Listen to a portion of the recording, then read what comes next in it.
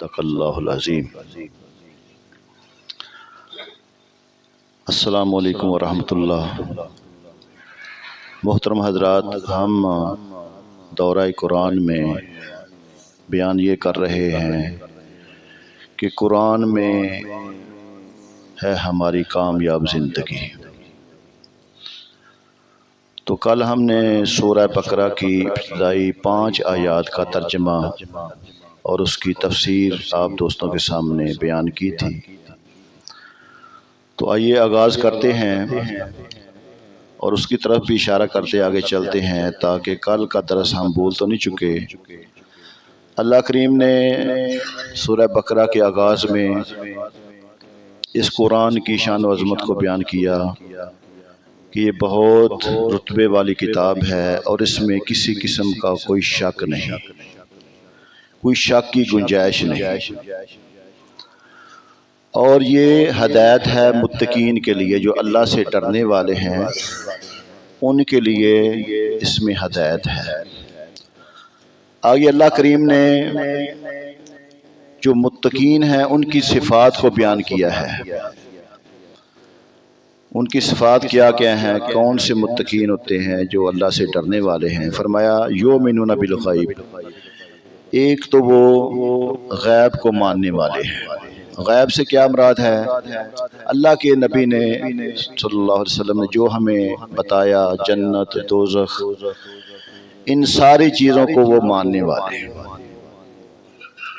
اور دوسرا نماز کو قائم کرنے والے ہیں، اور جو ہم نے ان کو رزق دیا ہے اس میں سے اللہ کے راہ میں خرچ کرنے والے ہیں۔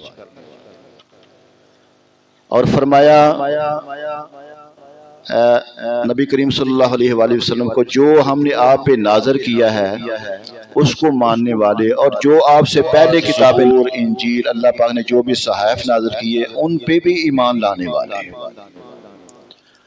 اور آخرت پہ بھی یقین رکھنے والے ہیں۔ اور فرمایا وہی لوگ اپنے رب کی طرف سے ہدایت پر ہیں اور وہی لوگ فلاح پانے والے ہیں۔ اب فلاح کا معنی یہ ہے کہ دونوں جہانوں کی کامیابی، الفوز فی الدارین، دنیا میں بھی کامیاب، آخرت میں بھی وہی لوگ کامیاب ہوں گے۔ اب یہ یاد رکھیں، اللہ کریم نے پورے قرآن پاک میں 4 گروہوں کا ذکر کیا ہے، نیک بندوں کا، اس کے بعد کفار کا، اور اس کے بعد منافقین کا، اور اس کے بعد فاسقوں کا۔ یہ پورے قرآن میں 4 گروہ ہی آگے پیچھے چلتے جائیں گے۔ اب ہم نے قرآن پاک میں کامیاب زندگی کیسے بنانی ہے؟ جب ہم منافقین کی جو نشانیاں اللہ پاک نے بیان کی ہیں ان کو ہم نے پڑھنا ہے، پرکھنا ہے، کسی دوسری کی طرف اشارہ نہیں کرنا کہ یہ نشانیاں فلاں میں پائی جاتی ہیں، یہ دیکھنا کہ ہم میں تو ایسی نشانیاں نہیں پائی جاتی۔ اب متقین کی جو ہم نے صفات پڑھی ہیں، ہم اپنے آپ پہ غور کریں گے، کیا ان صفات میں سے کوئی ایسی صفت نہیں ہے جو ہم میں نہیں پائی جا رہی؟ اس کو اپنے اوپر لاگو کرنے کی ہم کوشش کریں گے، اور جو بری خصلتیں ہیں اگر ہم میں وہ ایسی ہیں تو ان خصلتوں سے ہم بچنے کی کوشش کریں گے۔ اب یہ متقین کی صفات بیان کرنے کے بعد آیت نمبر جو 6 ہے اس میں اللہ پاک نے کافروں کی جو ہے نا صفتیں وہ بیان کی ہیں۔ فرمایا ان الذین کفروا سواء علیہم اانذرتہم، ان بے شک الذین وہ لوگ جنہوں نے کفروا کفر کیا، سواء علیہم اانذرتہم برابر ہے آپ ان کو ڈرائیں، ام لم تنذرہم یا نہ ڈرائیں۔ اللہ پاک نے فرمایا لا یؤمنون، وہ ایمان نہیں لائیں گے۔ وہ جنہوں نے کفر کیا برابر ہے آپ ان کو ڈرائیں یا نہ ڈرائیں، وہ ایمان نہیں لائیں گے۔ فرمایا بے شک وہ لوگ جن کی قسمت میں کفر ہے، چونکہ اب سمجھانے کے لیے مفسرین کرام نے یہ بیان کیا ٹھنڈ کی پہچان گرمی سے ہے، دن کی پہچان رات سے ہے، اور اچھائی کی پہچان برائی سے ہوتی ہے۔ اس لیے اہل ایمان کے لیے ایمان کے بعد کافروں اور منافقوں کے افعال اور ان کے انجام کو ذکر کیا گیا تاکہ ان کی پہچان بھی واضح ہو جائے اور اس آدمی کے سامنے تمام راہیں نمایاں ہو جائیں۔ اور اس آیت کا خلاصہ یہ ہے کہ اے پیارے حبیب صلی اللہ علیہ وآلہ وسلم، وہ لوگ جن کی قسمت میں کفر ہے جیسے ابو جہل، ابو لہب وغیرہ کفار، ان کے لیے برابر ہے کہ آپ انہیں اللہ کے احکامات کی مخالفت کرنے کے عذاب سے ڈرائیں یا نہ ڈرائیں، یہ کسی صورت میں ایمان نہیں لائیں گے، کیونکہ ان کے بارے میں اللہ تعالیٰ کو پہلے سے ہی معلوم ہے یہ لوگ ایمان سے محروم ہوں گے۔ اور اب آگے فرمایا ختم اللہ علی قلوبہم، ان کی کارستانیوں کی وجہ سے ختم اللہ پاک نے مہر لگا دی ہے علی پر، قلب کی جمع ہے قلوب، قلوبہم، ہم یہ جو ضمیر ہے جو جمع کی ہے، ان کے دلوں پر اللہ پاک نے مہر لگا دی۔ کن کے دلوں پر؟ جو کافر ہیں، جنہوں نے انکار کر دیا، وہ جو ماننے کے لیے تیار ہی نہیں ہے۔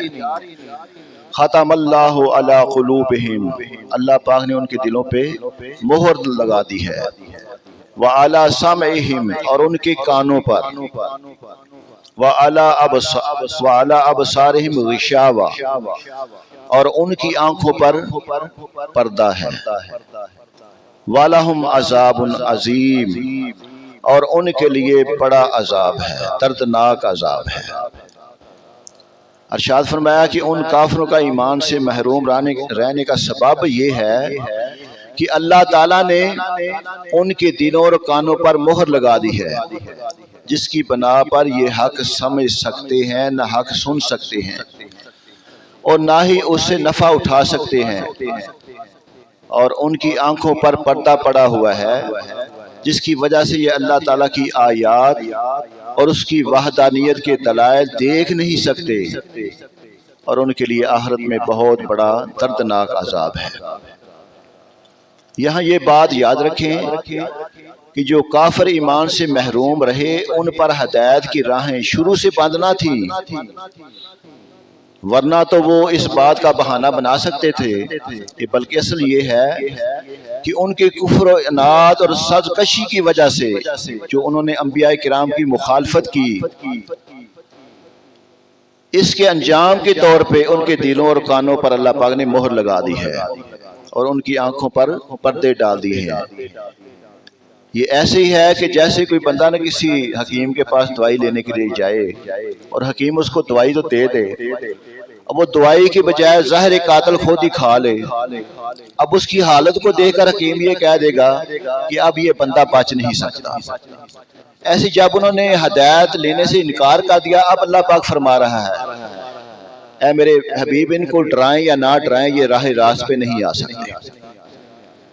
آگے فرمایا وَمِنَ النَّاسِ مَن يَقُولُ آمَنَّا بِاللَّهِ وَبِالْيَوْمِ الْآخِرِ وَمَا هُمْ بِمُؤْمِنِينَ، اور فرمایا کچھ لوگ کہتے ہیں، وَمِن کا لفظی معنی ہے سے، الناس لوگوں سے، اور اس کا معنی یہ کیا جائے گا کچھ لوگ، من یقول آمنا باللہ، کہتے ہیں کہ ہم اللہ پر ایمان لے آئے، وبالیوم الآخر، اور آخرت کے دن پر ایمان لے آئے ہیں، وما ہم بمومنین، حالانکہ وہ ایمان والے نہیں ہیں۔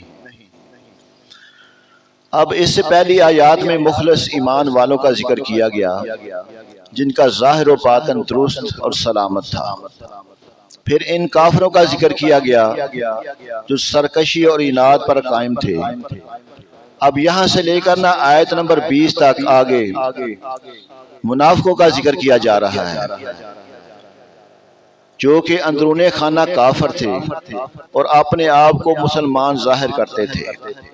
اس آیت کا خلاصہ یہ ہے کہ کچھ لوگ اپنی زبانوں سے اس طرح کہتے ہیں کہ ہم اللہ تعالیٰ پر آخرت کے دن پر ایمان لے آئے ہیں، حالانکہ وہ ایمان لانے والے نہیں ہیں، کیونکہ ان کا ظاہر ان کے باطن کے خلاف ہے، بلکہ حقیقت یہ ہے کہ وہ منافق ہیں۔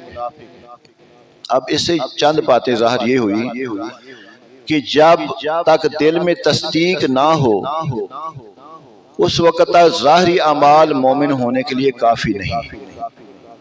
جو لوگ ایمان کا دعویٰ کرتے ہیں اور کفر کا اعتقاد رکھتے ہیں سب منافق ہیں، اور یہ اسلام مسلمانوں کے لیے کھلے کافروں سے زیادہ نقصان دہ ہے۔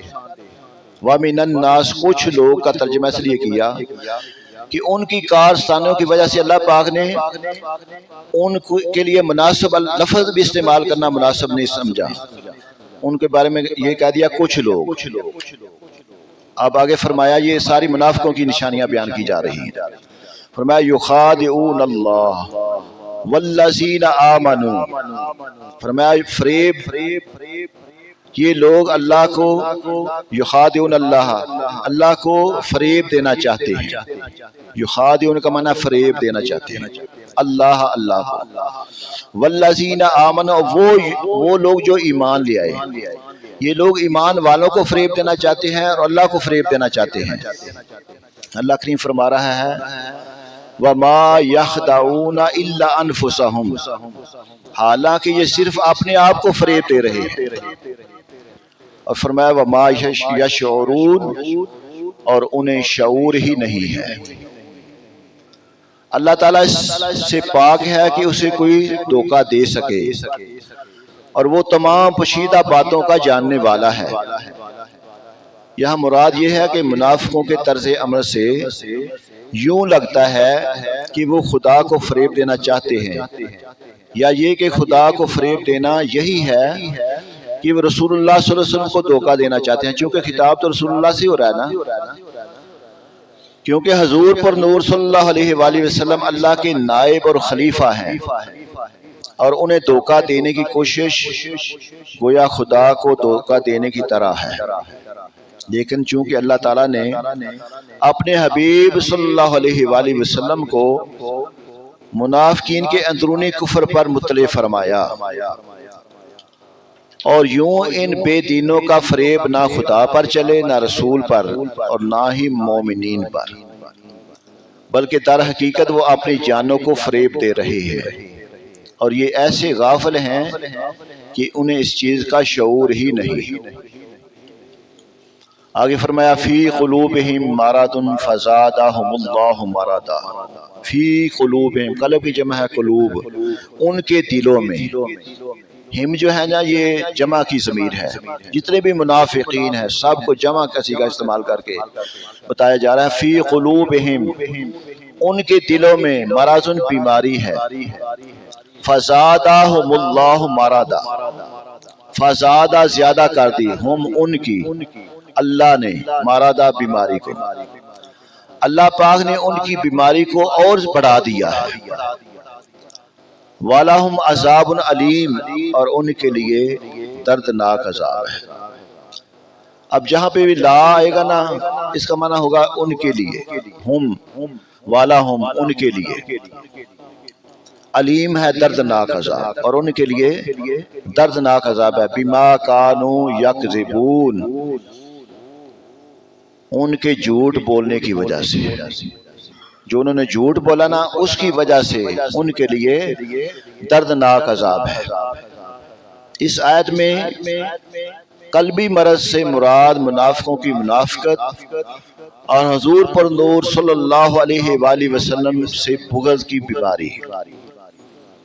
معلوم ہوا کہ یہ بد عقیدگی روحانی زندگی کے لیے تباہ کن ہے، اور حضور اکرم صلی اللہ علیہ وآلہ وسلم کی عظمت و شان سے جلنے والا وہی حقیقت میں مریض القلب ہوتا ہے۔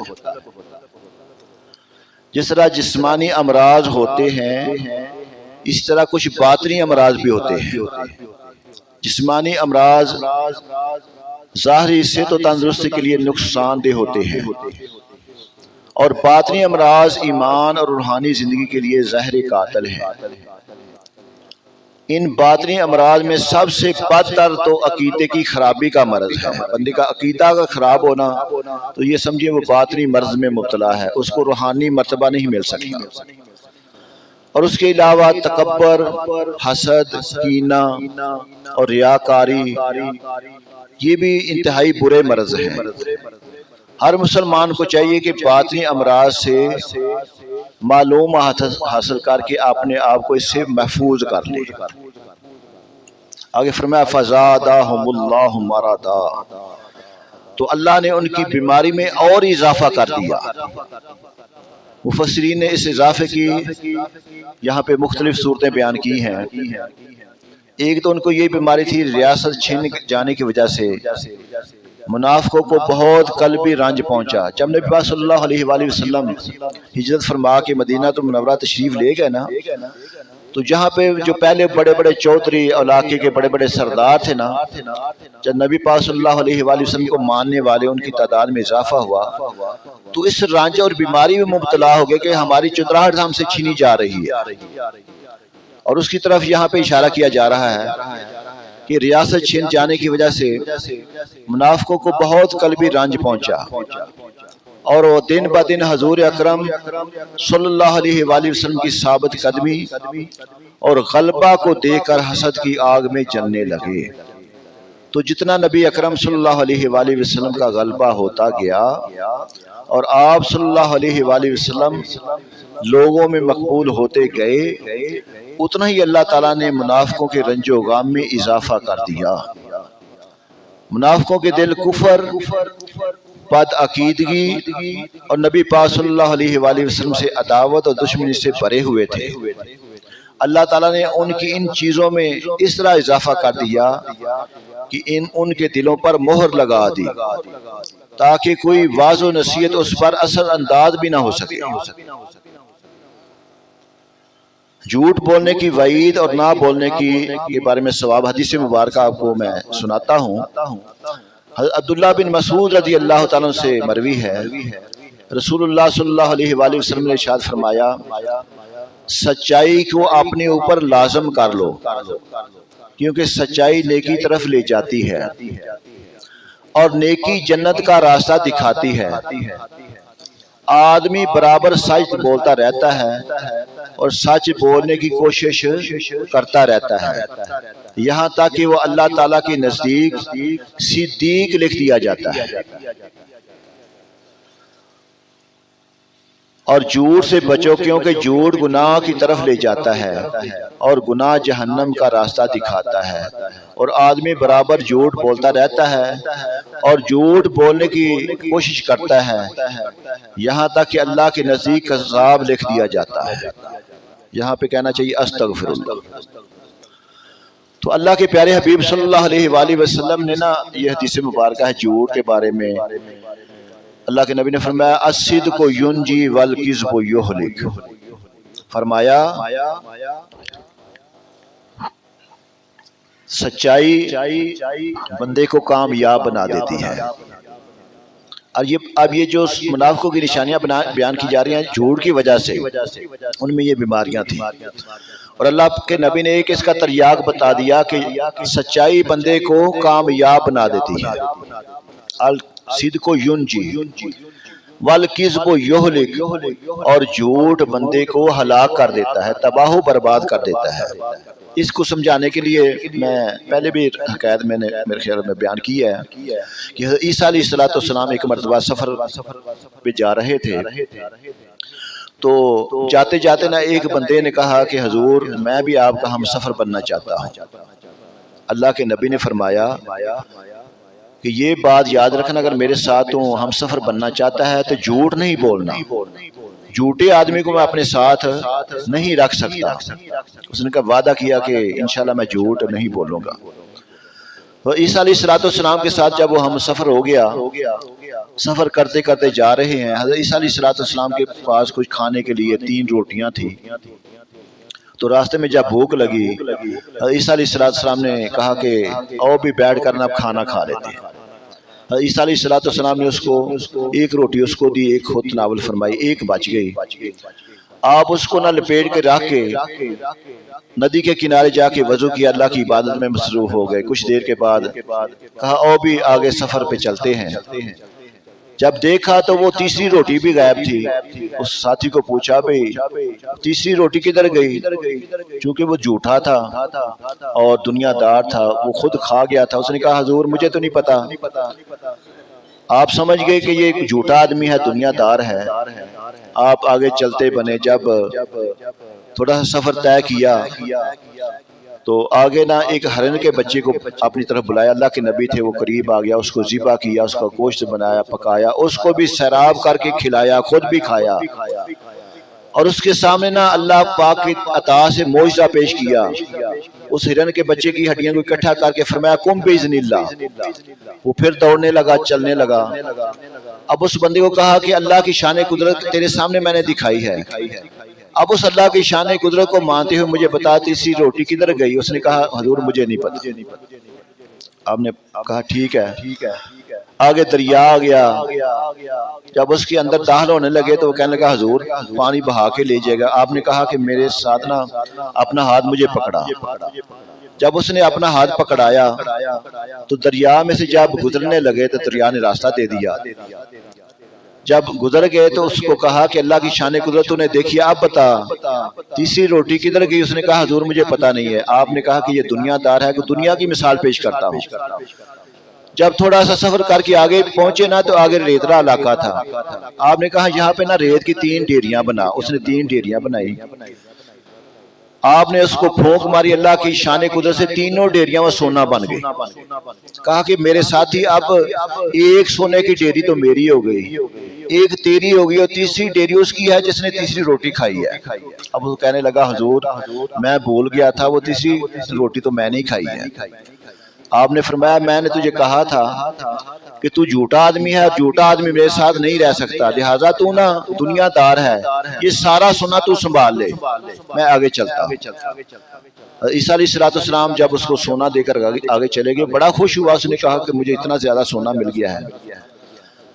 اب کچھ دیر کے بعد 2 ڈاکو آ گئے، انہوں نے تلواریں ہاتھ میں پکڑی ہوئی ہیں۔ اس نے جب انہوں نے دیکھا، انہوں نے کہا کہ یہ سارا جنگل کا علاقہ ہمارا ہے، تو یہاں کہاں پہ مالک بنا ہوا ہے؟ المکثر جب تینوں کے آپس میں اتفاق ہوا، انہوں نے کہا یار اس طرح کرتے ہیں، یہ 3 ڈیریاں اور 3 ہم آدمی ہیں، ایک ایک جنا سونے کی ڈیری لے لیتے ہیں اور پوری زندگی آرام سے بسر کریں گے۔ اب اتفاق ہو گیا۔ اب تینوں نہ بیٹھ کر انہوں نے یہ کہا کہ یار بھوک بہت زیادہ لگی ہوئی ہے، اس طرح کرتے ہیں پہلے نہ کھانے کا اہتمام کرتے ہیں، کھانا سیراب کر کھاتے ہیں اور پھر اپنا اپنا حصہ لے کر چلے جائیں گے۔ اب جو نا آنے والے تھے ان میں سے ایک اس کا ملازم تھا، ایک چودھری تھا، اس نے اپنے ملازم کو کہا کہ یہاں سے تھوڑا سونا لے جاؤ، بازار میں جا کر نہ فروخت کرو، وہاں سے کھانا لے آؤ۔ اب وہ جو کھانا لے کر کھانے کے لیے جانے والا تھا نا، اس نے اپنے ذہن میں یہ خیال کیا کہ اگر میں کھانے میں زہر ملا دوں دونوں یہ مر جائیں گے، سارا سونا میرا ہو جائے گا۔ اب جو پیچھے 2 ساتھی رہ گئے تھے انہوں نے یہ سمجھا کہ اب جیسے ہی وہ کھانا لے کر آئے گا نا، آپس میں مشورہ کر لیا اس کو ہم ہلاک کر دیں گے اور آدھا آدھا سونا ہم آپس میں تقسیم کر لیں گے۔ اب جو کھانا لے کر جانے والا تھا اس نے کھانے میں زہر ملا دیا، جب کھانا لے کر آیا یہ دونوں اس کے اوپر جھپٹ پڑے، اس کو ہلاک کر دیا۔ اب جب کھانا کھایا زہر نے اثر دکھانا شروع کیا، چیخیں مار مار کر کہنے لگے کہ کاش اس طرح کرے کہ سارا سونا ہم سے لے جائے اور ہماری جان جو ہے نا بچا لے۔ اب دونوں یہ آدمی بھی ہلاک ہو گئے۔ عیسیٰ علیہ السلام کچھ دیر کے بعد جب واپس مڑے دیکھا کہ وہاں پہ کافی آدمی اکٹھے ہوئے ہیں، وہ تینوں آدمی جو نہ ہلاک پڑے ہوئے ہیں۔ ان لوگوں نے کہا کہ یا نبی اللہ یہ عجیب واقعہ ہے، یہ سونا بھی پڑا ہوا ہے اور تینوں آدمی ہلاک بھی ادھر پڑے ہوئے ہیں۔ عیسیٰ علیہ السلام نے فرمایا یہ جھوٹے تھے، دنیا دار تھے، اور اس کی وجہ سے جھوٹ بولنے کی وجہ سے اللہ پاک نے ان کو ہلاکت میں ڈال دیا ہے۔ تو اس لیے مسلمان بھائی عزیز دوستو، ہمیشہ آج کی بات یہی ہے درس قرآن میں کہ ہمیشہ سچ بولنا اور جھوٹ بولنا یہ منافقوں کی نشانی ہے، یہ مسلمانوں کی نشانی نہیں ہے، مسلمانوں کا شیوا نہیں ہے۔ تو اللہ پاک ہمیں قرآن پاک کو پڑھ کر سمجھ کر اس پر عمل کرنے کی توفیق عطا فرمائے۔ الصلاۃ والسلام علیکہ یا سیدی یا رسول اللہ۔